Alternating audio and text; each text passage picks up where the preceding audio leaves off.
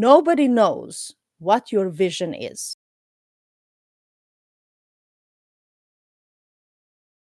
just to, because I didn't want to use any slides this time, so I'm just going to start introducing myself for those who don't know me yet, and then we will start talking about creating a product overall, because again, that's really what demo is, just one of the stages in product development. But so many things come before that, and of course it has to follow certain bigger picture, whatever your team envisions as a big picture. So let's start with the basics. So yeah, as a day job, I'm running an indie game studio called MiTale.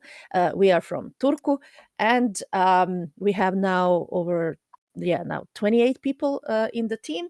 So as a studio, we are self-financed, self-publishing studio so far for now 9 years, and we have been doing both our own games, like especially PC console is what we focus on, but then we also develop and provide services for other developers, for publishers, for also other industries. So not just within the games, also from generally IT and software side to gamification to consulting in various fields. And I apologize for that. Just a second. Apologies for that. Dogs. I have three dogs. Elvis is one that you just heard now, and two cats. So let's see who else decides to join us today. Um, so yeah, and most recent game that we have launched is Willow Guard. Last year we launched it in April, and then this year in April we launched the DLC. And the reason why I am going to also focus on the product is just like it's not ever just one product or something that you should be thinking about also putting everything in one product as such. So we currently have 7 different products, basically games and generally projects in development in the house. And it's really important to understand what it takes to create any type of uh, let's say market driven product, because when you're working on your own game, especially as indie, in comparison to working with for on a project that it's for a client or again for a publisher or for another developer and so on, so your job then is to be mostly the support, even if it's a so publisher has their own IP or might be some third party IP. So you are basically, it's a client, even that you will be there listed as a developer and all that, and you might have in these situations creative freedom, but let's be honest, it's mostly a client kind of relationship in that case. But when you're creating your own product and your own ideas in general, like there it is much harder to be that sort of objective of what really works and what needs improvement, and what is even a good idea, and which ideas should be pursued, which ones should be burned with fire, which ones should be just put aside on the shelf. So first of all, we can maybe, I don't know, do we have here or how does this, I will keep an eye on the chat itself, but I would love to ask actually, because it's always nicer to see, if nothing else, with some reactions. I think there are reactions in Discord as well. How many of you are even possibly afraid to even talk about your game ideas publicly, or to even show to someone or talk to someone, even if no matter how early stage there might be? Is there anyone who might be afraid to talk about their ideas, which is very common? So yeah, we have at least one. How about others? Because today we are going to break some bubbles when it comes to um, these things, and what really ideas are, and how to treat them. But while people are reacting, I can already start. So first of all, if we do, just imagine for a second here, like we have here in the audience now, it says 21 people in the audience. And this is something that I very commonly do with my students at university, where I teach game design and digital art and interactive experiences courses and so on. So basically, especially from the game design perspective, because when you have, as a game designer, um, uh, especially young game designer, you are very protective of your ideas. You think that your ideas are very unique and new and something that definitely needs protection and so on. But when you have worked, let's say, on more than handful of games in your life, you will realize that the game production pipeline, the way how games are created, because it's not just like you have a design document and now someone is following it, like let's say in certain industries, like in regular, engineering or any kind of other production, you have documentation and then someone makes that product based on that documentation and specification. We don't have that, because unlike in other media, even in other media of entertainment, in our basically craft, it's all about the users, and we in the ones who really reshape the game the most are the users, the players, their feedback, not other people's feedback, like on other developers or publishers or whoever else gives you some feedback, but it's about the players. Because unlike other media, again, entertainment, when you think about movies, any kind of other production, like the even music and so on, basically as an artist, as an art form, because games are also art form, but they are interactive, which means that unlike in other media, where it's mostly, for the sake of simplicity of discussion, we mostly have a monologue from the artist to the audience. So let's say I'm a painter, which by the way I am from my background. So let's say I have a painting and I put it in the gallery or wherever, and other people can react to it.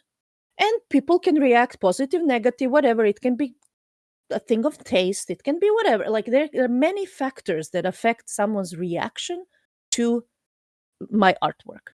But I'm not going to change my artwork because, oh, boohoo, someone doesn't like it. It's the part of the artwork that someone is not going to like it. It's the that's kind of the thing. That it takes both, who likes, who doesn't like it, and it's a experience. But and same thing goes with movies, for example, which are kind of like usually closely compared to games, which again, in my opinion, shouldn't be compared, because they're completely different way of, again, approaching even the audience and so on. But there is no movie director either who is going to, after bad critics, go and change their movie. Like it doesn't happen, especially after so many millions being spent on a movie. So basically in games, we finally, as a way of medium, how it works, we have a dialogue, real dialogue between the user and the creator, which means that the designer, and again, for the sake of simplicity of discussion, otherwise it's a whole team, not one person, but let's say the designer is the one who will be reshaping and adjusting and updating the game based on how users are reacting to it, or what's their way of playing, how one needs to improve, or so we are constantly updating, which means that the games are living organisms. Once they are out there, they're evolving, and we can see the successful titles, which I'm sure most of you also play, World of Warcraft or whatever now, like from all other kind of multiplayer games, but also even solo experiences where you go back to, for example, why would, if you are, let's say, fan of Zelda, why would you buy another Zelda? Because that is the experience that they are going to promise you that you will receive. At the same time, it is going to, so while it's satisfying the old players, it also needs to attract the new players with the new needs and new expectations, because again, different generations have different expectations, which is, by the way, extremely hard. But what I'm trying to say here is that it doesn't matter what your idea is, because it will reshape your whole document. And also game design documents, everything is a living breathing thing that it will reshape based on market, users, timing, literally there's so many technology, which where you are going to put your game, for example, to be even playable, even as a demo, not mentioning the final launch and so on. So there's so many moving parts. that your idea, I'm sorry to say this, but it means nothing. It means nothing because let's say now we have over 20 people in the audience here, and we can have an example that, let's say, in next 10 minutes, let's try to write 10 game ideas on the top of your head.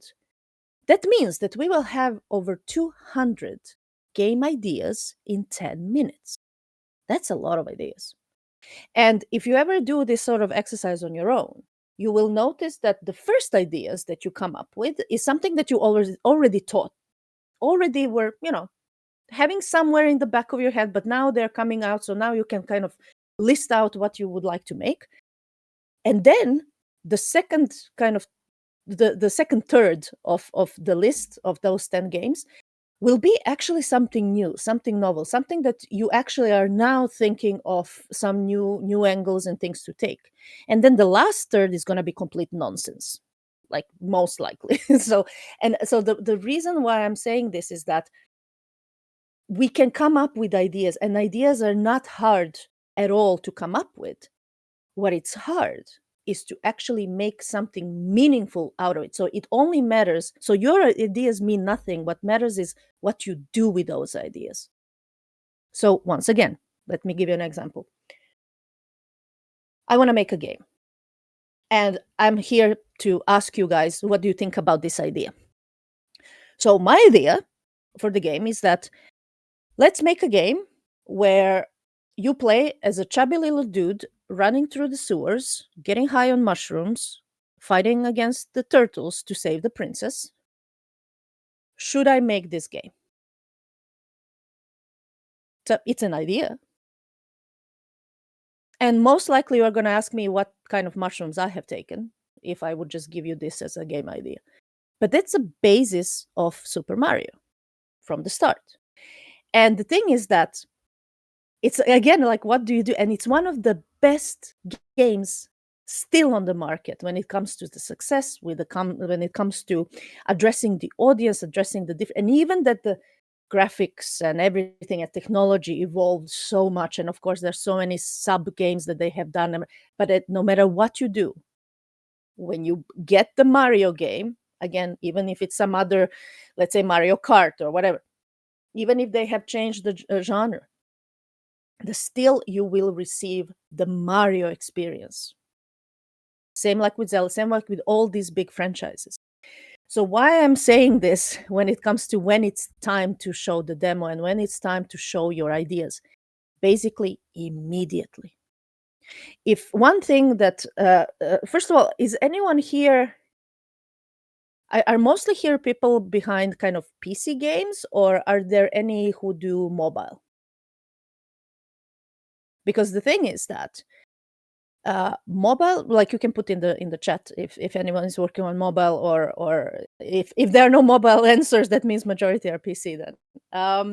But the thing with the mobile, especially back in the day, because I used to work in mobile side for many years, especially for Japan and Korea, like market, which is its own battle. So, uh, but the thing is that one thing that mobile gaming, especially current way of approaching mobile games, can teach you a lot for premium model as well.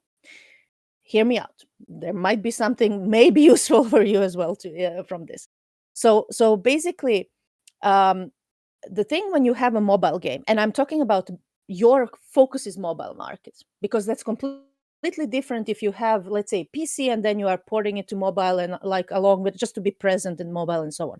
But if your main target market is mobile, the game is completely different. I'm talking about mindset, and the business game is completely different. Which means that, for example, you have to do, and this is not a joke, and this is not like, oh, it's a fact. You have to, from the idea to soft launch, you should do it ideally in 6 to 8 weeks. Do you understand how short that is? Like, like 6 weeks is nothing. Like not like 6 months is nothing, but think about 6 weeks that you would have in 6 weeks from idea to the main loop with the monetization to be tested in soft launch, in literally like putting it out there and with that mindset. First of all, nobody is afraid of any, because first of all, mobile game market is all about clones, literally. Like it's just like what works now, that's what everyone is making. Which I'm not supporting. I'm just saying this is how it was. So therefore, there is no that nobody is worried about someone is going to steal my idea. Like what it's if one game works, the rest will kind of like that's how the market is, at least in that segment. Um, so if one thing you can learn from mobile is that you need to test it. You need to literally put it into the hands of your players as soon as possible, because this is the only way how you can, and especially as a PC developer, how you can as soon as possible see where the pitfalls possibly would be of your game design. Because if your game design sucks, no amount of fancy graphics, uh, cool effect, whatever things, or even amazing IP you signed up agreement on, is gonna work if the game itself sucks. And the game is the thing you need to test as soon as you can. So that's why the prototyping, first of all, you immediately start testing with people you trust. So as an indie studio, so I'm just gonna, of course it's different for the big corporations and so on, but I assume nobody here is from the big corps. So therefore nobody is stopping you to actually see what works and doesn't work for your game. And the thing is, with protecting the moment you actually talk about your idea publicly, guess what? It's yours. The publicly you speak about it, the more protected you are. Because everyone else who comes after you, well, saw it from you, even if they might. But the point is that, so don't worry about that part, because it's actually, that's literally how the copyright works. That you as an artist, you put stuff out, the work is yours. Others, like, then it's the other thing what happens with with others. But you still, especially in games, as they are evolving, and they will be evolving depending of how your feedback from the players is happening and so on, this is how your games will reshape from your initial idea so much. And that's a natural course of like developing any product, because we don't make games for ourselves, we make them for our users. So if there is something that it's unclear, might be too hard, might be whatever, like, you are then toning it, adjusting it, fixing it, and based on that, it's going to be completely different game basically than what you initially possibly but not in the genre or core mechanics, but the certain things will be adjusted. So that's the first bubble I wanted to burst today, to understand the big kind of part that your ideas, no matter how cool they are, and you really believe in it, and you should be, by the way, believing in it and pursuing it, but don't be afraid to talk about it. Don't be afraid to show it. And so, as an indie developer, what we do and how we do, and this worked for us so well for the past decade. But of course, again, I understand if you are still hesitant and would need more time. But basically, what we first do is that, let's say in our own team, because okay, we have a bigger team, so nowadays it's much easier to kind of like have, let's say, because usually 3 to 4 people work per project kind of thing. So of course it's easier even that others are aware of what kind of game someone is working on, but they are not working on it. Therefore, we can initially test with each other the games that we have in the studio. And this is something that we when we started as 4 people team, that also meant that, of course, well, we all know, but what we would ask is, for example, other studio from Turku, or maybe when we are at IGDA meetup or wherever we are at, like, hey, can you try? Can you see, like, look, we are working on this. And the reason why I'm saying testing with another developer first is that other developer will be, so of other fellow indie, first of all, will see way beyond gray boxes and whatever else placeholders you have, because we see, like, I mean, I have been reviewing and seeing so many different games and things that I understand, even if they're blobs and like place or whatever, it doesn't matter. Like I want to see what is happening. Why should I? Because what really matters is, why should player care? That's what we want to figure out. So the best person to ask is a fellow developer who never heard of your game, and see what their feedback would be. And again, take every feedback with just as that is, just a feedback, not something that you need to work on, because nobody knows your product and your idea better than you and your team. So therefore, you need to develop this selective hearing, because it is really important to have this sort of like, that not now every feedback you have to take and start fiddling with your product. So start first with developers, because again, they see way beyond what you first kind of like present, and then after that, you can do a bit of more polishing, because unfortunately players do react. Depends on the players, of course. If you have a community already, then that's easy. They understand as well, because this is just in a concept stage and so on. But if you want to actually approach players that they don't know yet about you, your studio, your other games, and so on, then I would just polish a bit more visuals. Just no need for fancy effects, but just polish enough that it's at least everything has some sort of clear visual identity to the stuff that's happening, so it doesn't look like, again, gray box kind of setup. Uh, because what you want to do then is to really see what works and what doesn't work design wise. So basically, when you go through that, that's the cycle, which is constant testing, constant testing with real people. And the reason for that is, again, we as developers or designers, we can only assume what would a player do, or what we want, what we wish them to do, and what kind of experience we want them to do. And then when you just stand there, let's say at IGDA demo corner, you just step aside. You don't tell your players what to do, because you're not going to sit next to your players and tell them what to do and how to do. So you need to stand aside, try to be quiet, and watch what they do. And by just observing, you will see where they struggle, what is unclear, and especially what you would like them to do, but they don't do it, why they don't do it. And also, if they want to drop off earlier, like they don't have, like nothing clicked that fast, okay, something that why should player care should come earlier, and so on. So you are basically observing. There is zero judgment, and basically this is where you need to test this stuff, is there, because it's so much harder to fix core principles later. Like, that's why I'm trying, why I'm so insistent to show as soon as you can, um, because when you actually solidify the game pillars and how should be, like, the game loop is actually solid, you have something that is now clear, functional, things are exciting also for the player, depending how you arrange kind of what should maybe narratively happen and so on. So basically, when you have this stuff in place, that's the bare bone. And that is when you can start polishing, putting some more content. And that's the demo that I would immediately put in, not necessarily Steam. Let's say if you're aiming for Steam, I would put it on itch.io way earlier, as a demo, so that you can have this kind of more control, of course, of how to basically how to present, but also where you can already start building your community if you don't have it yet. That people can get interacting with your product, or with your demo.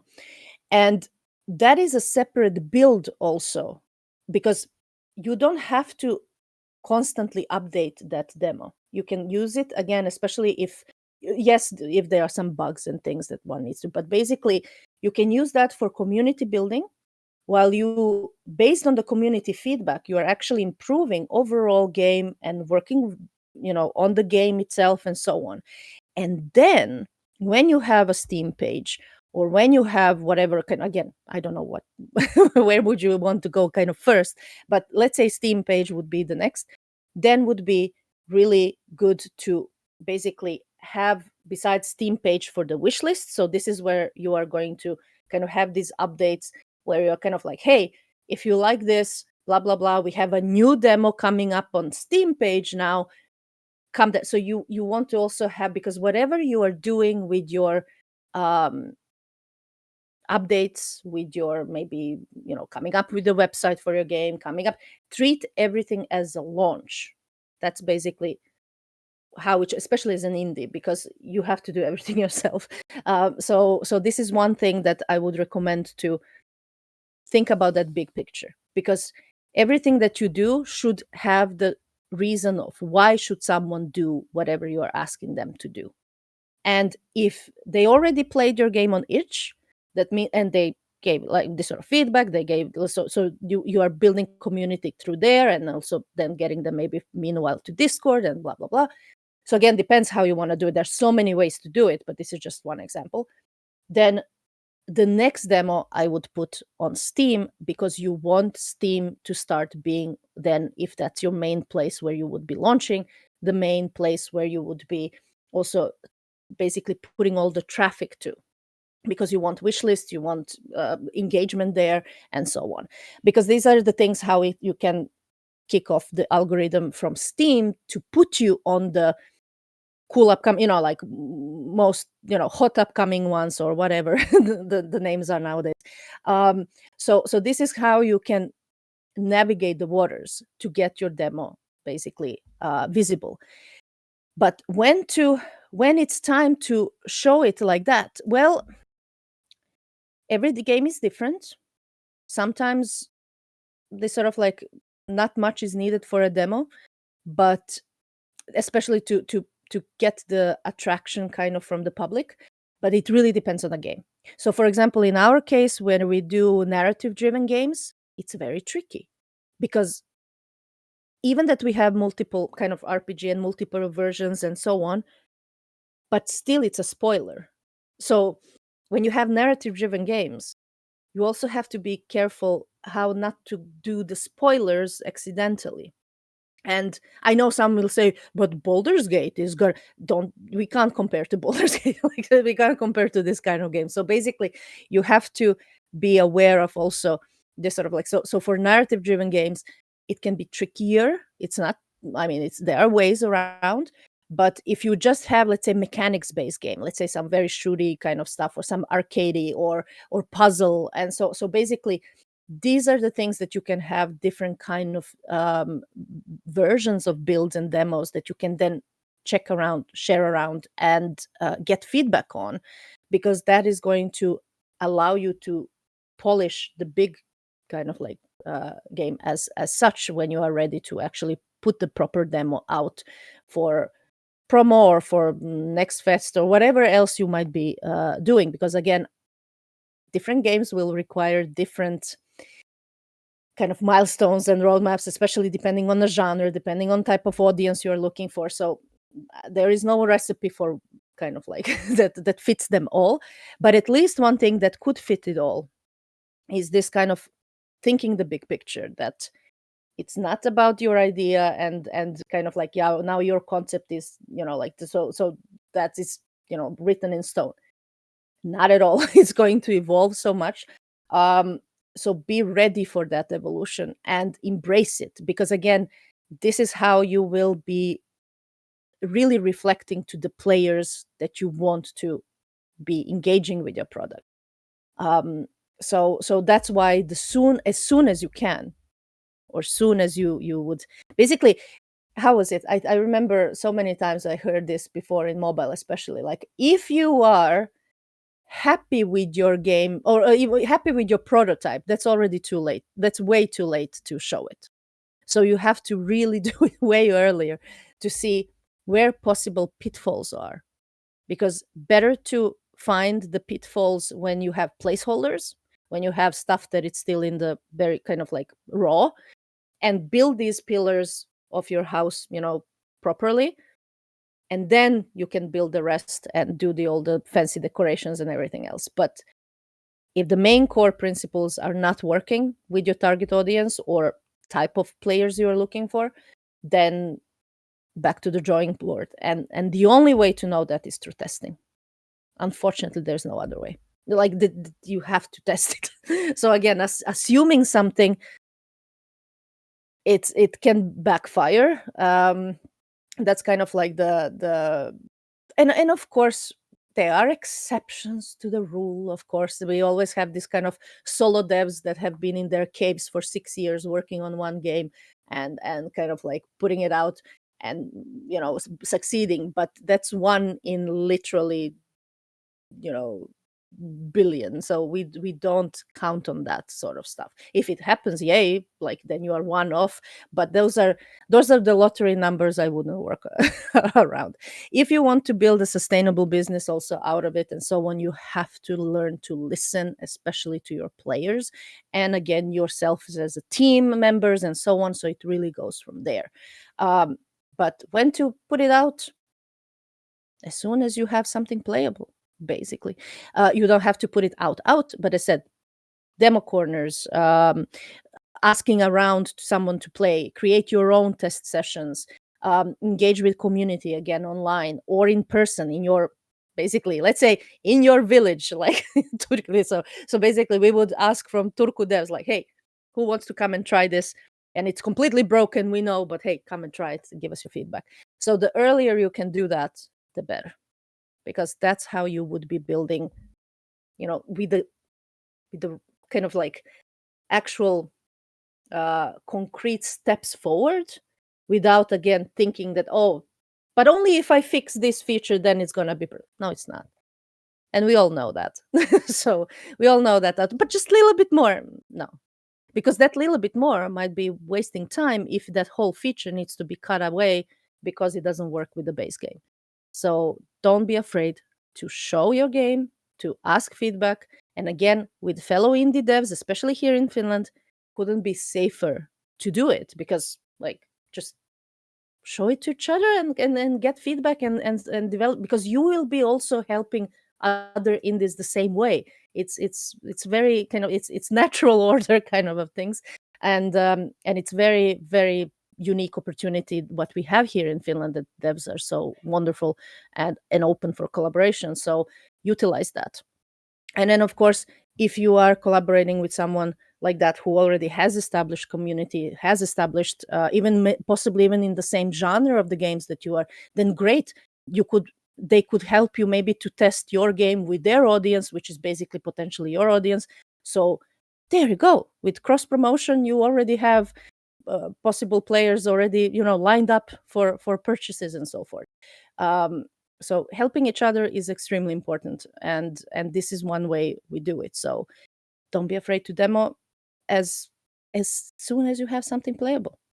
Basically, that's the, I know I'm over time, but that's kind of the main thing, because again, ideas mean nothing. It only means what you do with those ideas. So that's the main message I would like to have, at least resonate here today, because it is very hard to predict what may or may not work. And what it's fun for me might not be fun for someone else, or there might be something that might be fun for all of us, and we don't know that until we test. So just test. And it's not that, I know I know you might be afraid to do it, but again, others are afraid too, so if you do it together it's going to be less afraid. That's kind of like, less scary, to do it together.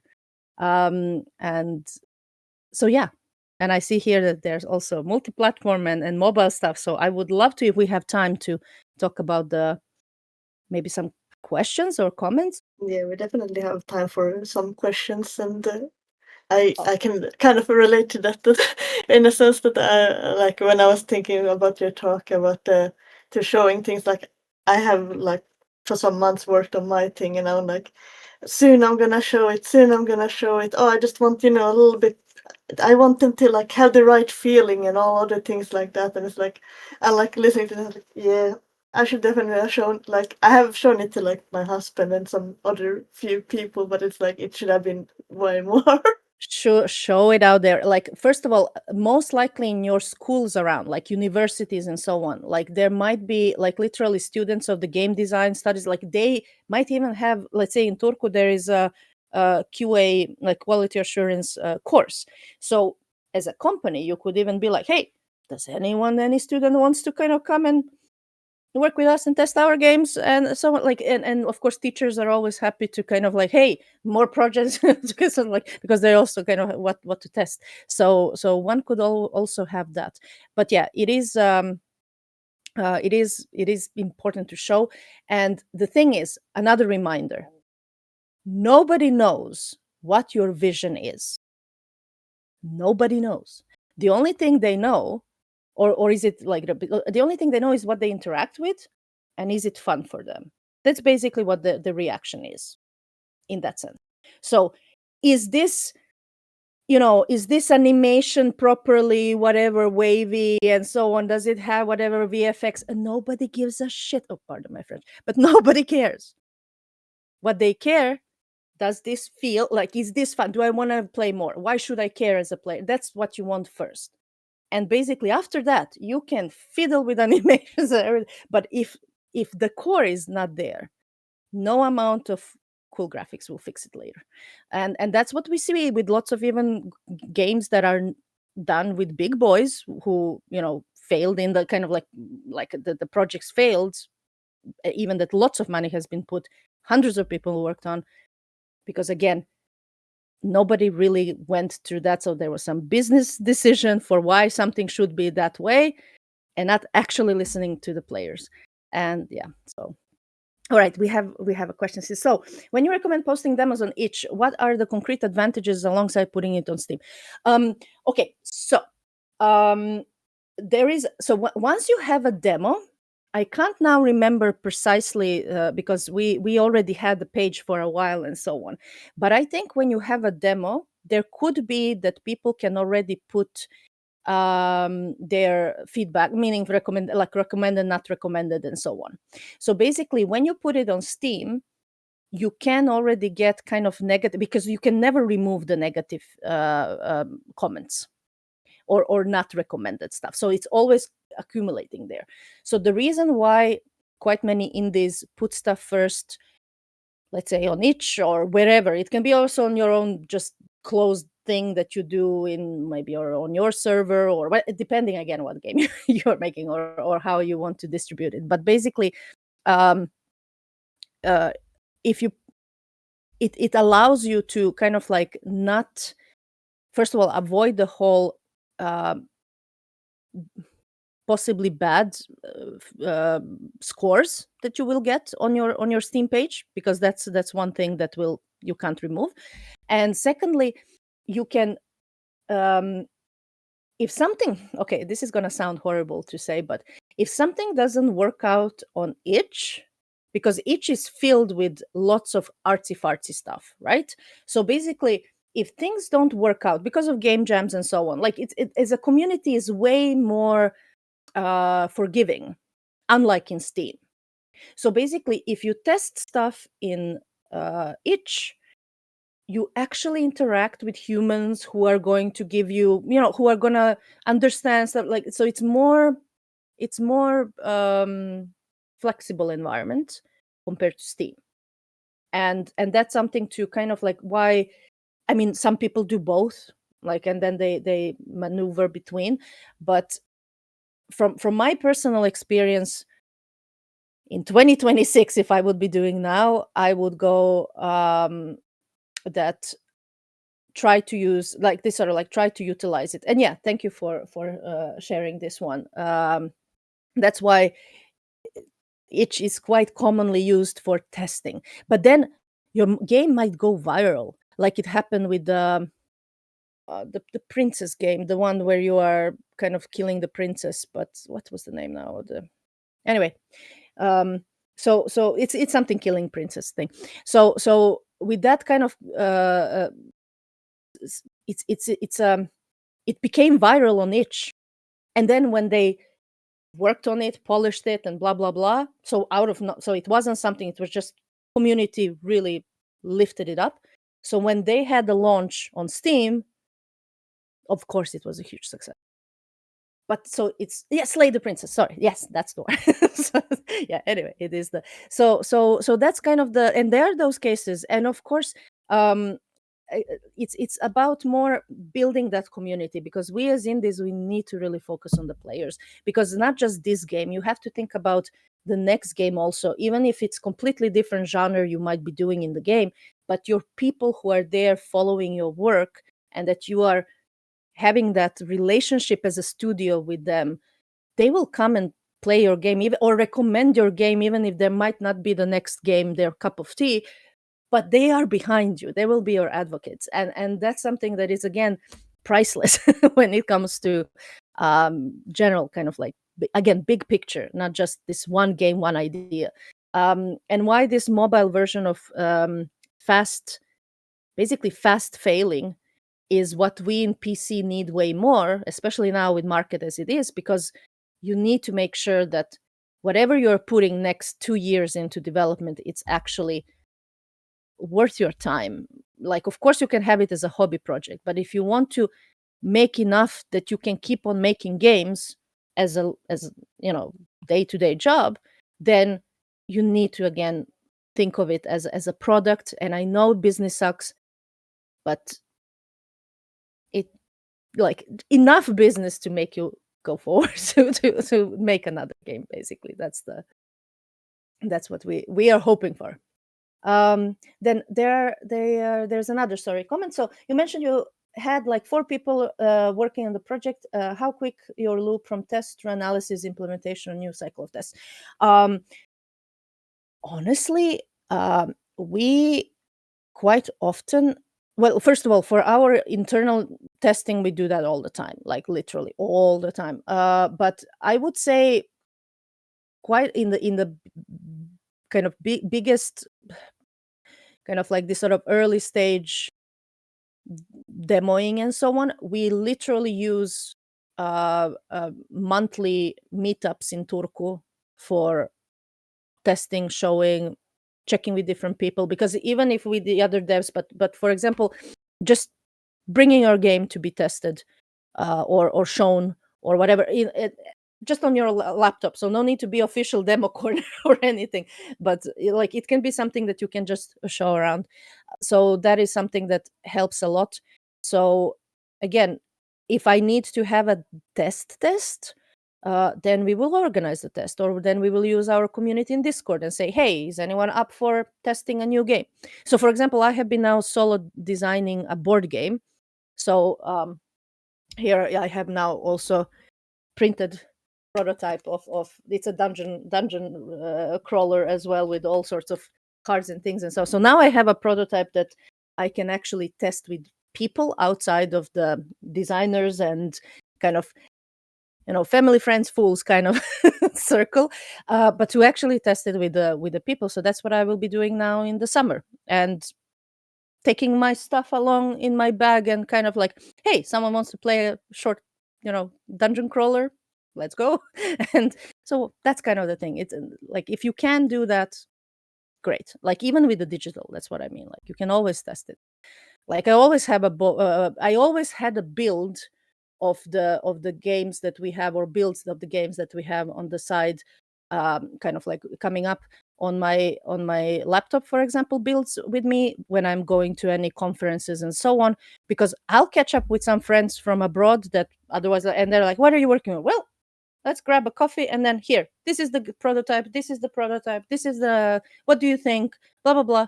Like, so this helps a lot. So hopefully that answered that question. Basically, I think bi-weekly loop is quite nice, because in 2 weeks you can do a lot of new stuff, and having a build ready every 2 weeks is quite nice. But at least once a month, like, if it's, again, because if we might have some other stuff, client work, this and that, school, whatever, like, then you do it as soon as you can. But in production, at least I would say 2 weeks is quite cool.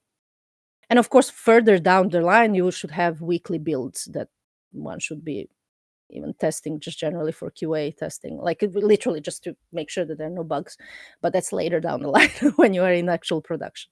Um, so that's a different story. But for kind of this sort of more public, I would say bi-weekly would be ideal. But even if you skip it, it's fine. Do it like in once a month at least. That helps.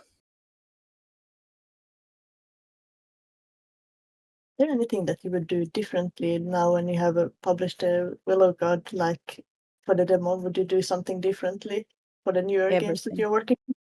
Everything. I would do everything different. I'm kidding. Okay. Well. Okay. One thing we. All right. So this was calculated risk.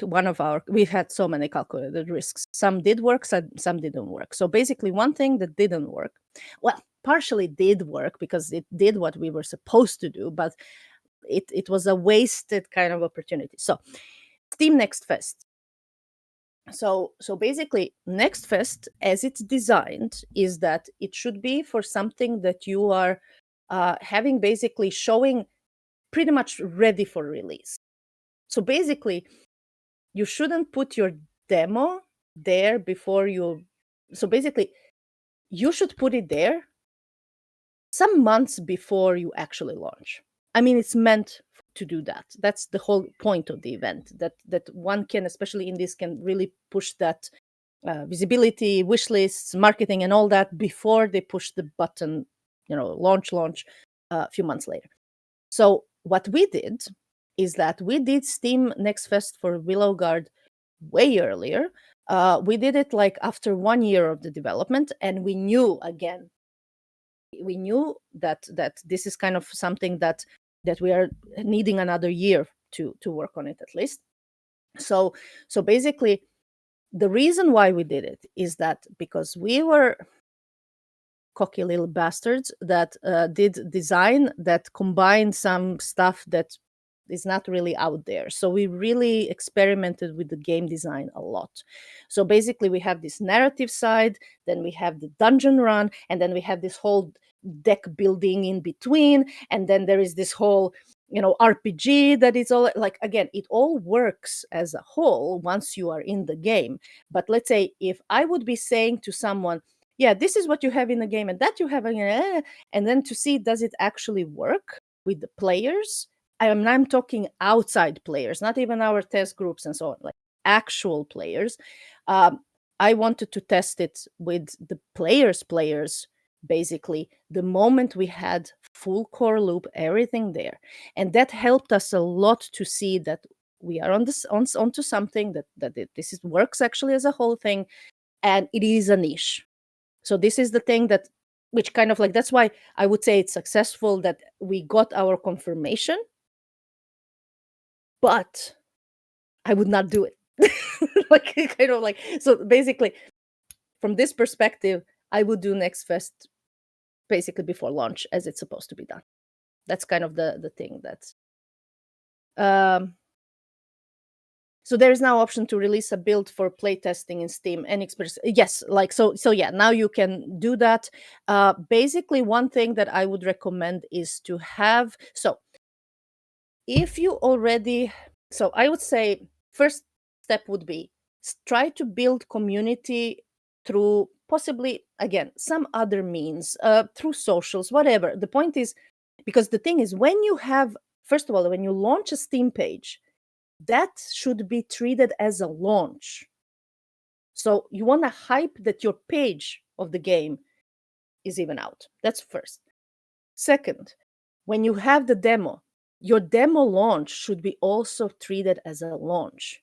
So that means that you want to hype up that. So it's not just, oh, we put it and we wait stuff to happen. You want to hype it, and then you have the thing. And then the thing with the demo is that you possibly want to have it limited time available. So you want, because, and that's where you get the feedback, that's where, but basically, if you can do that, because again, people will want after certain time more things, updates, and so. And if you are not updating demo, or then again, it can be that demo needs to be separate build, like in our case, because narrative side, this and that, it has to not to do the spoilers, so we had to do separate build, completely different kind of adjustments to the build to be for the demo because of the story, for example, but also some other mechanics that are, for example, half baked and so on, and you don't want to have that. So basically, that's where you kind of uh, want to have it for a limited time, and then you are meanwhile engaging with the community, la la la, doing all that stuff. And then when you have a next update of the demo, again, hey, we listened to you and we have now this and that update and we are working on this and don't miss out this and then give us feedback for this. So then you can again have a new build into the demo. So I would use that kind of smartly in that sense, and not just kind of put it and wait something to happen. So treat it as a launch, uh, like as a marketing kind of mind, if you can, even if you hate marketing, but at least kind of like try to treat it as everything you are pressing button to launch, even your website and so on. Treat it as a launch, and treat it with something that you want someone to do something. Sign up to your newsletter, join Discord, sign up to be a game tester. I don't know. Support this cause out there through us. Like, I don't know, whatever it is that you, but there should be call to action, in a sense that someone. So again, why should players care? Because just saying, let's say, oh, we have action adventure RPG, so what? There's 100,000 games like that out there, when you think about the genre. So what's new about it? So why should I care to put my time, instead of doom scrolling, being on Instagram or whatever people do? Why should they come and spend time on your demo? Not mentioning the game. So this is the thing. This is the it's a mindset kind of thing that you need to uh, give them. That sort of like, why should they care? And that can be anything. That can be, you know, literally characters, story, mechanic. Like, again, why should they do whatever they should be doing? So meaning behind it is way more important to figure out early on, because then it's so much easier to expand your product in other fields, like maybe board games, maybe, or yeah, DLCs, of course, sequels and whatnot. But then maybe you expand to board games, maybe you expand to RPGs, like the tabletop stuff. Maybe you expand to graphic novels, comics. Maybe you expand to bunch of other stuff. Also merch, way easier than to think about the merch when you know what might click to someone. For example, we have this narrative, and then we have pixel art dungeons. So we had no intentions whatsoever to have products of cross stitch patterns for Willowguard. Like, what the fuck? Like, why why would you have cross stitch patterns? But it works with our community, because apparently people who like our game are also very much kind of Cassitude people, plus the kind of like, and just generally cross stitching monsters became a whole thing.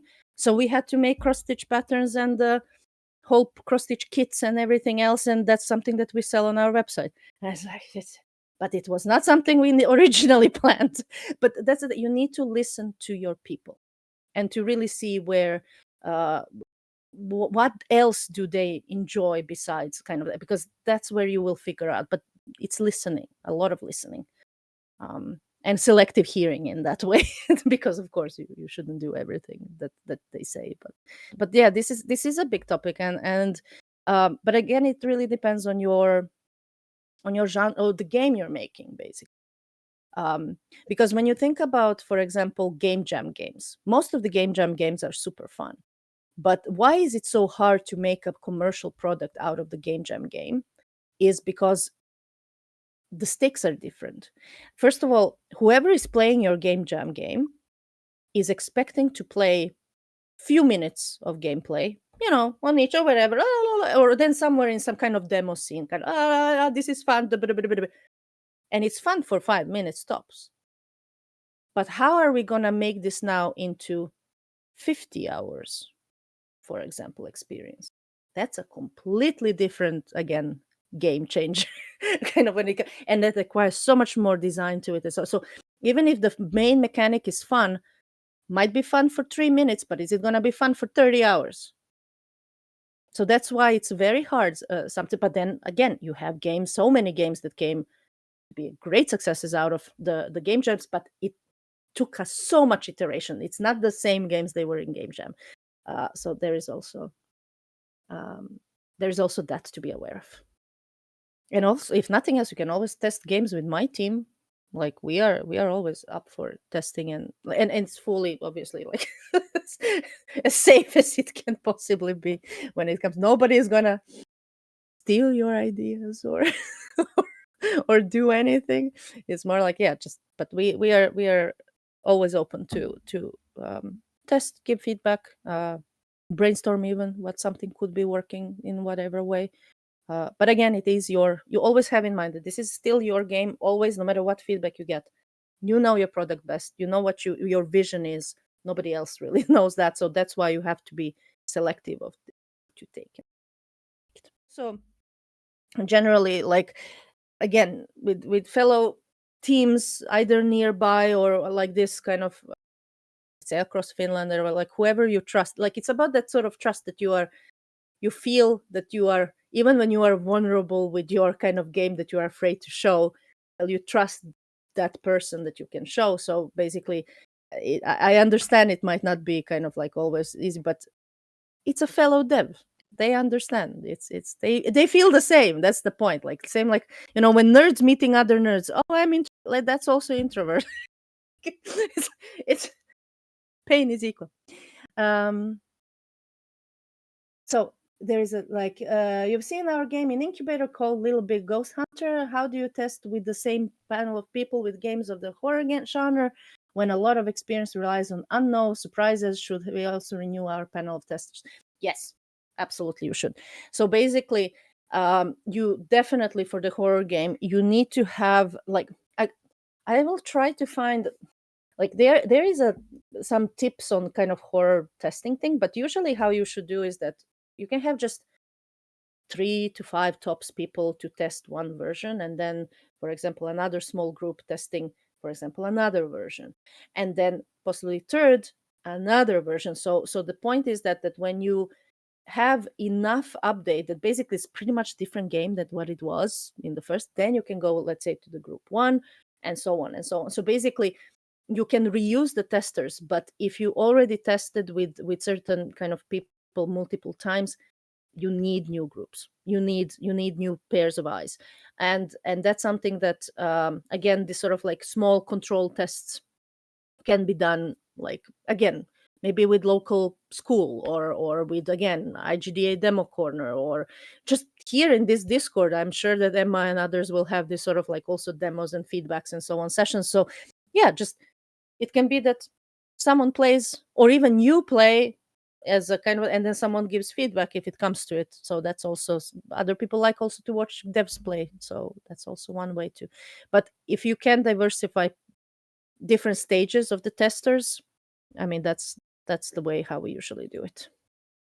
Oh yeah, there is a schedule for. So yeah, I mean, most of the meetups in Turku take place. I mean, they are posted always in both. Well, actually, they're posted in IGDA Finland Discord. They're posted in Hive Turku Game Hub Discord, and of course, they're always on the IGDA Finland calendar, like official calendar of all the events that are happening across Finland. So that's the best way, especially as you are here under IGDA Digihub. So basically, IGDA Finland's website calendar is really the easiest to see what's coming up. I think we have, I think now June event, and then we are gonna have, I think, July break. I don't know. I'm not hub lead anymore, so like, happily just joining as a visitor this time around. But there is, and then usually we have August picnic in Kupita Park and so on. Otherwise, yeah. So monthly meetups in Turku, usually again Tuesdays, but different from Helsinki because a bunch of people go to Helsinki for it. So, but thank you, Emma, so much, and Ellie, for having me. And yeah, let's continue.